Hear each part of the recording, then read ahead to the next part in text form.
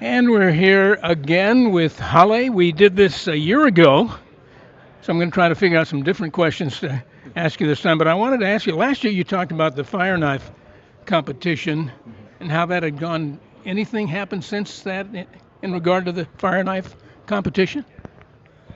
Good afternoon, Aggie Nation. Yes, the final competition this year, I did compete. It was in May, the second week of May. Fortunately, excuse me. Fortunately, I placed second. Um, it's good to see that I can still keep up with, especially all these new people coming up in the competition. And even though I'm away from fire knife dancing, it's just good to know that I can still compete with the best. Will you do this for a while in your life? Yes, fire knife dancing will definitely be always in my life. Um, it's something that I've done since I was 3 years old, and I just love doing it. As I watch all these athletes around here from all the schools, you might recognize some as guys you have played against or whatever, but in this setting anyway, it's cordial. Everybody's nice to each other, right? Yes, for sure. It's good to meet everybody on a personal level off the field because especially when you play these guys, you don't like them just because they're your opponent, but it's cool to meet them and learn their stories, learn their backgrounds, and it's good to make friends with them.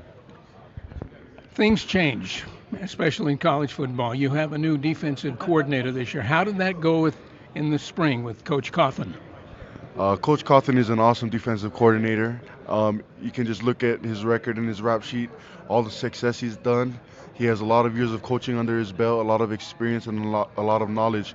So I'm very grateful, and I know our defensive players are very grateful to have him, especially for our seniors last year. Is the style of the defense changed at all?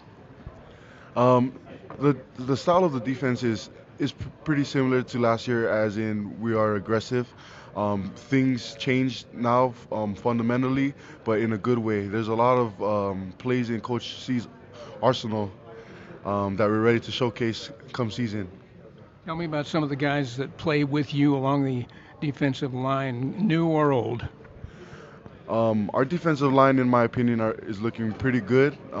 We have the returners, the veterans, of course, me, Bo Maile, Seni Tuyaki, Kessi. Um, and now we also got some new additions that that I think will help us along the way. We have Cliff, Sir Mel's, my cousin George Lauhingoa, and excuse, excuse me, Von Mamea. So um, just to name a few, I think that we'll be good, and we have a good depth on the defensive tackle position. Some of those people probably came through the transfer portal. Can you tell us the schools they came from? Yes, so the transfer portal, we have Sir Mel's. He came from Oregon, so he was a highly recruited defensive tackle. So it's a blessing to have him and to have some real big beef on the line. That's going to help us this year. Is this a bigger defensive line, or does that really matter? Yes, I think that is most definitely a bigger defensive line.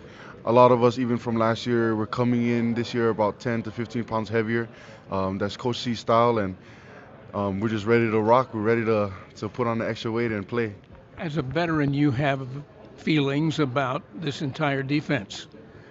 Just go through the position groups. I mean, you don't know a lot, but you know the personnel and you know who's back and you know how much better maybe the Aggies will be. Just some comments on that. Yes, I think that I have a really good feeling about our whole team in general, but especially our defense.